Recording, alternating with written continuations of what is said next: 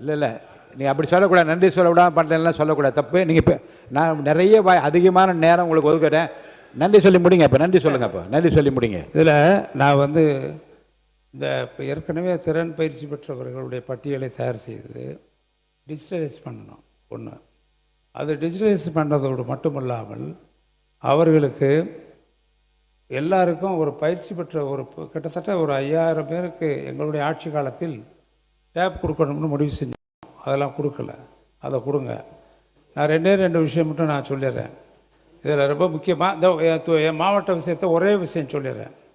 எங்களுடைய மாவட்டத்தில் வைகனிலிருந்து குடிநீர் திட்டம், அந்த இதற்கான அனைத்து எல்லா டீட்டெயில் ப்ராஜெக்ட் ரிப்போர்ட் தயார் செய்யப்பட்டு சட்டமன்றத்தில் அறிவிக்கப்பட்டு அந்த பணி இருக்குது.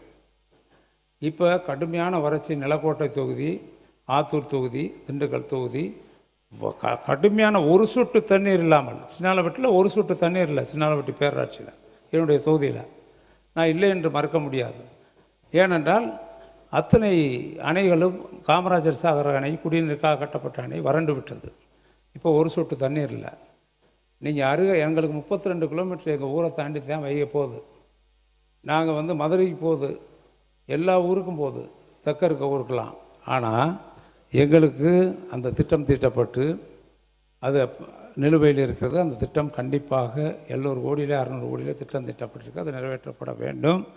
இன்னொரு முக்கியமான விவசாயிகளுக்கு எங்கள் மாவட்டம் ஒரு 4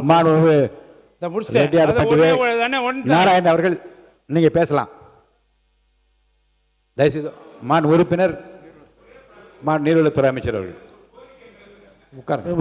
பேரவைத் தலைவர் அவர்களே, 25-26 29,465 கோடி ஒதுக்கப்பட்டது. இப்போது மாண்புமிகு முதலமைச்சர் அவர்கள் 39,609 கோடி ரூபாய் இந்த திட்டத்திற்கு 100 நாள் வேலைவாய்ப்பு திட்டத்திற்கு ஒதுக்கியிருக்கிறார் என்பதை சந்தோஷத்துடன் தெரிவித்துக் கொள்கிறேன்.